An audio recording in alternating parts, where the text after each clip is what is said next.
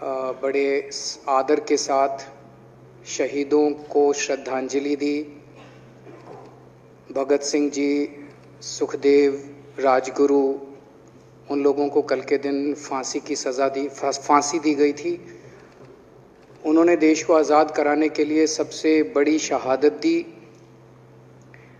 अध्यक्ष महोदय, मुझे बेहद खुशी है कि वैसे तो हम सब लोग सभी शहीदों को नमन करते हैं, सभी स्वतंत्रता सेनानियों का आदर करते हैं, लेकिन उन सभी स्वतंत्रता सेनानियों में एक तरह से दो चमकते सितारे हैं, बाबा साहब अम्बेडकर और भगत सिंह। दिल्ली सरकार ने ये निर्णय लिया है कि बाबा साहब अम्बेडकर और भगत सिंह जी की तस्वीरें सभी दिल्ली सरकार के दफ्तरों में लगाई जाएंगी। कुछ दिन पहले पंजाब सरकार ने भी ये निर्णय लिया है कि पंजाब सरकार के भी सभी दफ्तरों में भगत सिंह और बाबा साहब अम्बेडकर की तस्वीरें लगाई जाएंगी।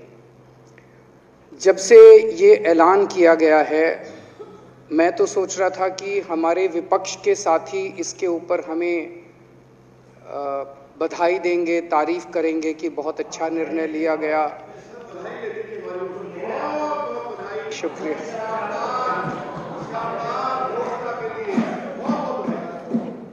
लेकिन जब से ये ऐलान किया है कि इतना, यहाँ तो कहने के लिए कह दिया, बाहर एक मिनट, मेरे को पूरा, हमें इतना क्रिटिसाइज किया जा रहा है।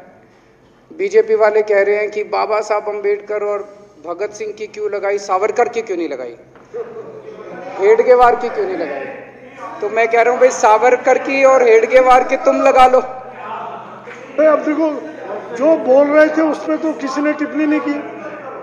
मैंने कहा भाई, सावरकर की बोल रहे हैं, सावरकर की और हेडगेवार की तुम लगा लो, हम बाबा साहब अम्बेडकर की और भगत सिंह की लगा लेते हैं। कांग्रेस वाले चिल्ला रहे हैं, इंदिरा गांधी की क्यों नहीं लगाई, राजीव गांधी की क्यों नहीं लगाई, सोनिया गांधी की क्यों नहीं लगाई। तो हम कह रहे हैं भाई, इंदिरा गांधी की तुम लगा लो, हम तो बाबा साहब अम्बेडकर की और भगत सिंह की लगाएंगे। अध्यक्ष महोदय, मेरे को पता नहीं था ये लोग बाबा साहब अम्बेडकर और भगत सिंह से ऐसी नफरत क्यों करते हैं सारे प्रतिपक्ष के लोग। मैं आपको बताता हूं क्यों करते हैं, और खासकर बीजेपी वाले बाबा साहब अम्बेडकर से इतनी नफरत क्यों करते हैं, मैं बताता हूं आपको। बाबा साहब अम्बेडकर ने संविधान बनाया, मैं बता देता हूं आपको, आप भी सेटिस्फाई हो जाओगे।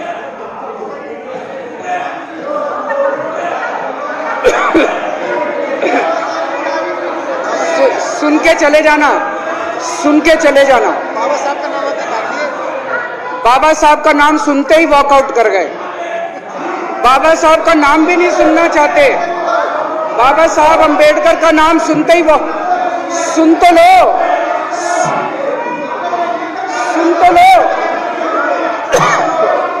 वो तमाशा, और ये सब कुछ जो इन्होंने बोला वो सच बोला। सुन तो लो।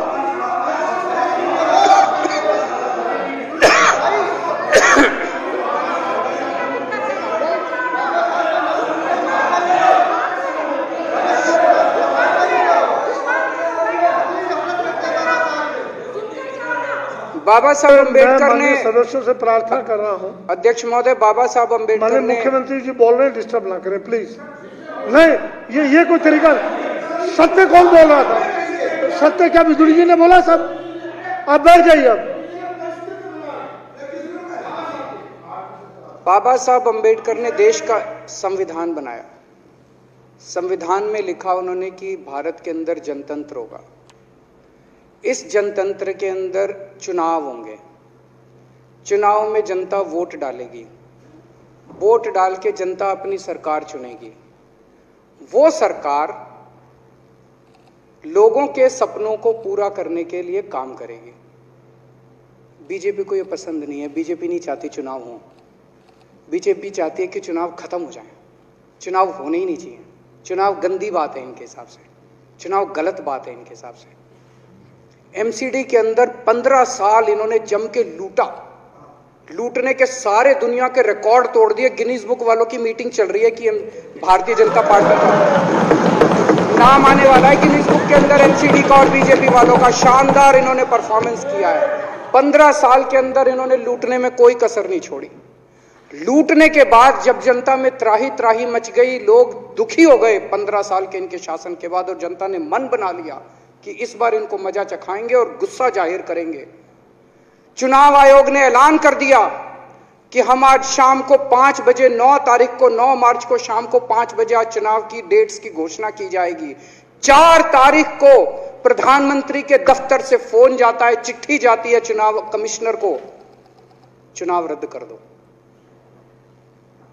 पूरी दुनिया के अंदर आज तक ऐसा नहीं होगा कि प्रधानमंत्री सीधे सीधे चुनाव कमिश्नर को फोन करके और चिट्ठी लिख के कहते हैं कि चुनाव रद्द कर दो। इसलिए ये नफरत करते हैं बाबा साहब अम्बेडकर से।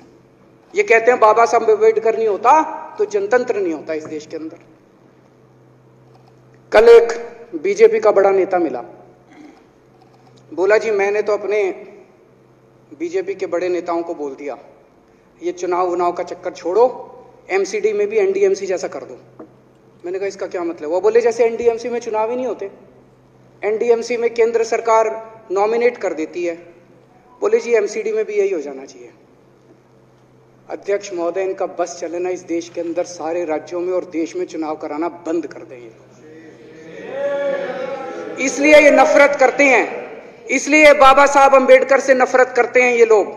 बाबा साहब अंबेडकर चुनाव की प्रक्रिया रख के गए थे, इनका बस चले तो ये चुनाव कराना बंद कर दे। कह रहे हैं हम तीनों एमसीडी को यूनिफाई करना चाहते हैं। अरे 7 साल थे तुम्हारे पास, सो रहे थे क्या 7 साल से? कहां थे तुम लोग 7 साल से?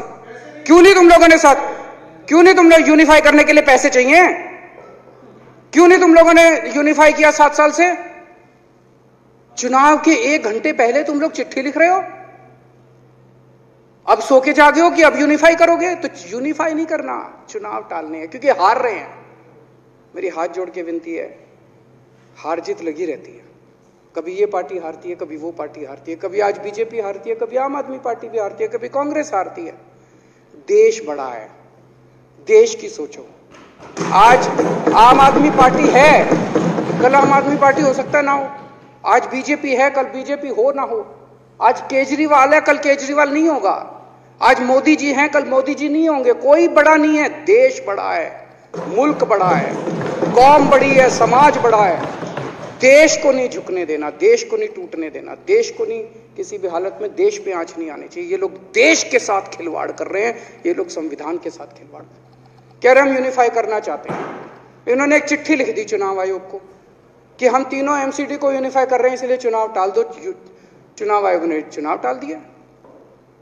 कल को दिसंबर में गुजरात के चुनाव हो रहे हैं। अब जनता कह रही है ये गुजरात हारेंगे। अब अगर ये गुजरात हारेंगे तो ये 10 दिन पहले चिट्ठी लिख देंगे चुनाव आयोग को कि भाई हम गुजरात को और महाराष्ट्र को एक कर रहे हैं, इसलिए गुजरात के चुनाव टाल दो। गुजरात के चुनाव टल जाएंगे।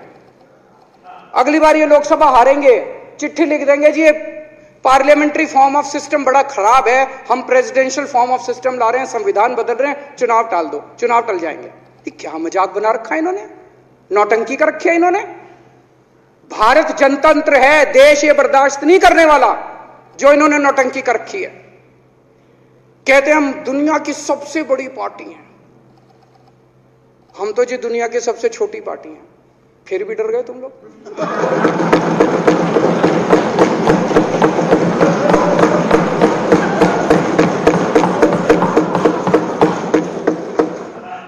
दुनिया की सबसे बड़ी पार्टी दुनिया की सबसे छोटी पार्टी से डर के भाग गई।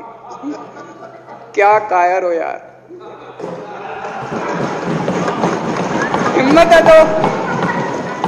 हिम्मत है तो चुनाव लड़के दिखाओ बीजेपी वालों, मान जाएंगे तुम। हिम्मत है तो चुनाव लड़के दिखाओ। कहते हो 56 इंच का सीना है, नहीं तो मान लो 56 इंच का सीना नहीं है, झूठ। नहीं तो मान लो कुर्ते के नीचे 56 इंच का सीना नहीं है, झूठ है ये। कल मैंने देखा, आपको भी बुरा लगा, मैं आपके कमरे में जब चाय पीने आया, आपने मेरे साथ अपना दुख शेयर किया कि जब एलजी साहब ने भाषण शुरू किया, ये सारे खड़े हो गए नारे लगाने।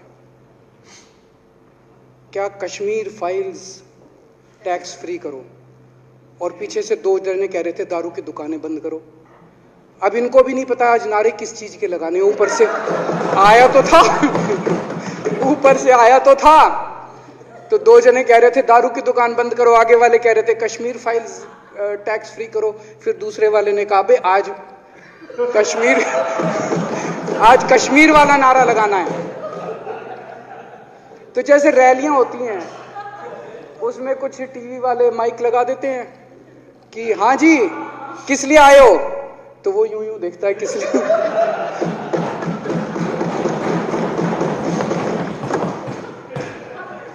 क्या हाल बना दिया इनका। इसलिए थोड़ी राजनीति में आए थे, इसलिए थोड़ी राजनीति में आए थे। एक पिक्चर आई थी बंटी और बबली, उस पिक्चर में एक सीन था, कुछ लोग एक नेता के घर के सामने जाते हैं, हमारी मांगे पूरी करो, हमारी मांगे पूरी करो। नेता बाहर आता है, कहता है क्या मांगे हैं, तो सारे एक दूसरे की तरफ, इनको पता ही नहीं क्या मांगे।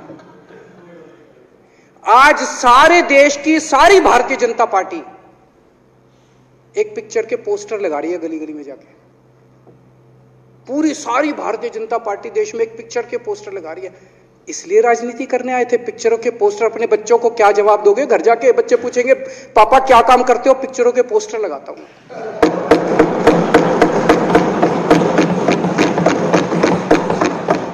8 साल केंद्र सरकार चलाने के बाद अगर किसी देश के प्रधानमंत्री को विवेक अग्निहोत्री के चरणों में शरण लेनी पड़े तो इसका मतलब उस प्रधानमंत्री ने 8 साल में कोई काम नहीं किया, 8 साल खराब कर दिए।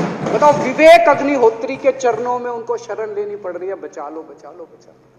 अगर किसी प्रधानमंत्री को कह रहे हैं कश्मीर फाइल्स टैक्स फ्री करो, अरे यूट्यूब पे डाल दो, फ्री फ्री हो जाएगी। टैक्स फ्री क्यों करा रहे हो? इतना ही तुमको शौक है, विवेक अग्निहोत्री को बोलो यूट्यूब पे डाल देगा, सारी पिक्चर फ्री है, सारे जने देख लेंगे एक ही दिन के अंदर। टैक्स फ्री की क्या जरूरत है? यूट्यूब पे क्यों नहीं डाल? कल एक मैंने अखबार में पढ़ा, हरियाणा के अंदर एक भारतीय जनता पार्टी का ही एक एमएलए था, उसने कहा आज मैं पार्क के अंदर इसकी फ्री स्क्रीनिंग करूंगा। तुरंत विवेक अग्निहोत्री का ट्वीट आया खट्टर साहब के, खट्टर साहब देखो ये फ्री में कर रहा है, इसको बोलो टिकट लेके करेगा। भाई साहब, कश्मीरी पंडितों के नाम पे कुछ लोग करोड़ों करोड़ों रुपए कमा रहे हैं और तुम लोगों को पोस्टर लगाने का काम दे दिया। आंखें खोलो, क्या कर रहे हो तुम लोग? वो करोड़ों कमा गया, कश्मीरी पंडितों के नाम पे करोड़ों कमा गया और तुम लोग पोस्टर लगाते रह गए। क्या हाल बना दिया तुम लोगों का यार, आंखें खोलो तुम लोग।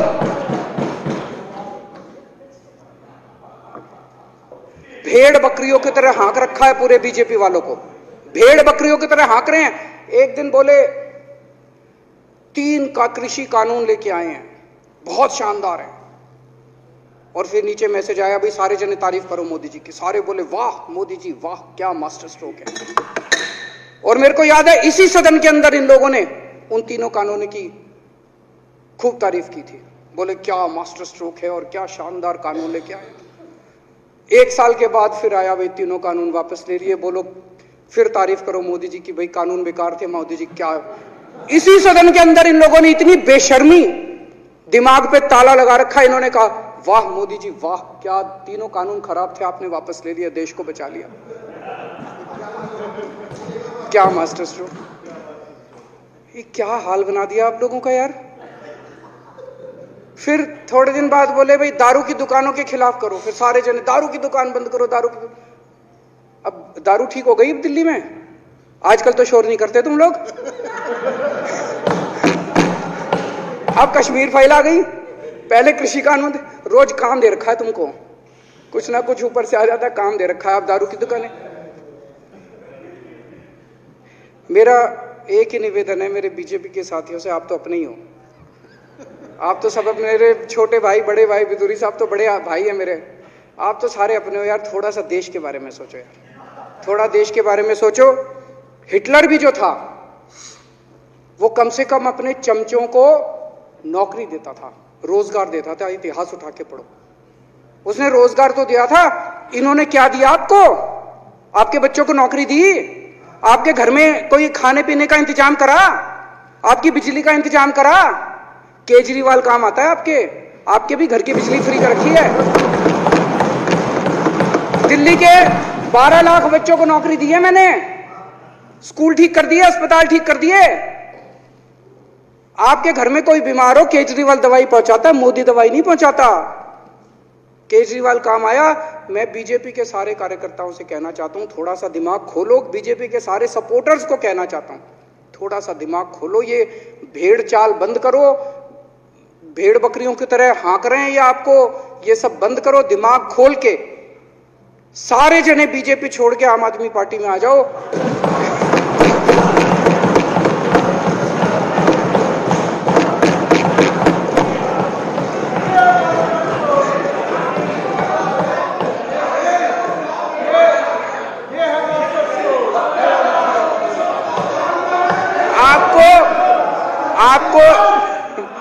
आपको इज्जत मिलेगी, सम्मान मिलेगा।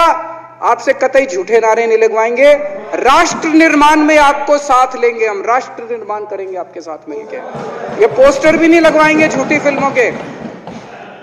और जो भी करना हो, कम से कम यार ये पिक्चर का प्रमोशन करना तो बंद करो। ये गंदे लगते हो तुम लोग, अच्छी शोभा नहीं देता आप लोगों को। यार आप अच्छे आदमी हो, कुछ करने आए थे राजनीति में, कहां पिक्चर के पोस्टर और प्रमोशन करने में लगा दिया। कल एलजी साहब की स्पीच पूरे देश ने सुनी। एलजी साहब को एक तरह से केंद्र सरकार का नुमाइंदा माना जाता है। एलजी साहब ने भी हमारी सरकार की कितनी तारीफ करी। 50% जीडीपी 5 साल के अंदर बढ़ गया। भारत में आज तक कभी किसी राज्य का नहीं हुआ। इतने शानदार काम दिल्ली सरकार ने किए हैं कि केंद्र सरकार द्वारा नियुक्त एलजी साहब ने भी दूसरी सरकार की, आम आदमी पार्टी की सरकार की भूरी भूरी शब्दों में तारीफ की। मैं एलजी साहब का बहुत बहुत शुक्रिया अदा करना चाहता हूं और इस धन्यवाद प्रस्ताव का समर्थन करता हूं।